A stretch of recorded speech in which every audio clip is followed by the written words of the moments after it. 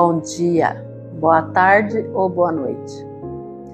Eu não sei em qual momento que você vai acessar essa mensagem, mas o desejo do meu coração é que a doce paz do Senhor Jesus esteja contigo. Para quem não me conhece, eu sou a missionária Lucimar, sou membro da Igreja Evangélica Assembleia de Deus, Ministério Vila Nova, e eu congrego em Uberlândia, Minas Gerais. Hoje eu quero falar um pouquinho com vocês sobre o Sermão do Monte, os 3 primeiros capítulos de Mateus, capítulo 5, aliás, 3 primeiros versículos de Mateus, capítulo 5. O Sermão do Monte tem para nós valiosas lições. É uma preciosidade. E eu quero compartilhar um pouquinho com vocês Mateus, capítulo 5. Quem tiver sua Bíblia, pega sua Bíblia, acompanha, porque é muito importante que nós estejamos com a nossa Bíblia em mãos e a gente compara, e a gente preste atenção e veja no que está sendo falado, se realmente está escrito na palavra do Senhor. Esse é o segredo do sucesso. Então, Mateus capítulo 5, versículos de 1 ao 3. Vai nos dizer assim: Ao ver as multidões, Jesus subiu ao monte. Ele se assentou e os seus discípulos se aproximaram dele. Então ele passou a ensiná-los as bem-aventuranças. Jesus disse: Bem-aventurados os pobres de espírito, porque deles é o reino dos céus. Quem são os pobres de espírito? Nós não estamos falando de pobreza financeira. Nós não estamos falando de necessidades físicas ou materiais. Então, quem são os pobres de espírito? Os pobres de espírito são os humildes. São aqueles que reconhecem as suas fragilidades. São aqueles que não confiam na sua própria força, na sua própria justiça e nem nas suas habilidades. Os pobres de espírito são aqueles que reconhecem a sua total dependência do Senhor. Os pobres de espírito, eles sabem que todas as coisas são dele, por ele e para ele. Os pobres de espírito são todos aqueles que buscam ao Senhor verdadeiramente. Eles o adoram em espírito e em verdade. Os pobres de espírito são todos aqueles que buscam, que primam pela intimidade com o Senhor.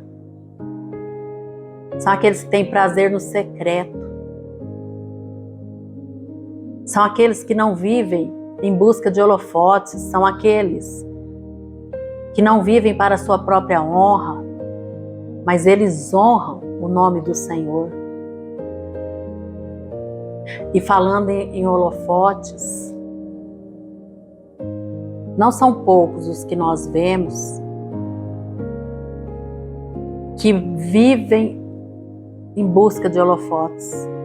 Eles trazem para o público aquilo que deveria ser privado. Deus se revela a eles no privado. Deus quer se revelar no privado, mas eles querem tornar tudo público. Vocês conhecem alguém assim? Se conhece, coloca aí nos comentários, sim ou não, para a gente ficar sabendo. Como tem gente buscando glória para si, buscando ser visto, ser admirado. Mas os pobres de espírito, eles entram no quarto deles e fecham a porta para se relacionar com o Senhor. Os pobres de espírito, eles sabem que o Senhor se manifesta é no secreto, é na intimidade.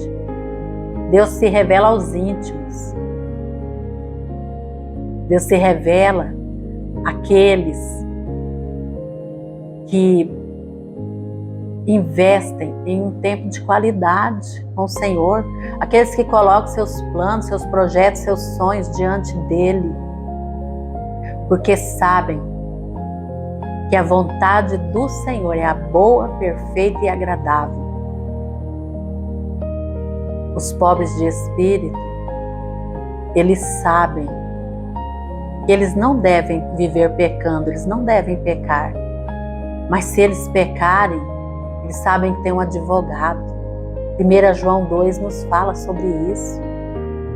Então os pobres de espírito, eles não deixam que Satanás fique colocando teias nas suas mentes, ficam colocando cerca, os aprisione por causa dos seus erros, por causa de suas falhas.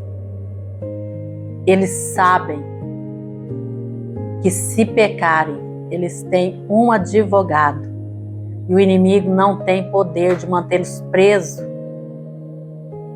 nessas redes, nas redes da acusação, nas redes da humilhação, porque Jesus levou sobre ele todas as nossas culpas. E não há cadeado sem chaves.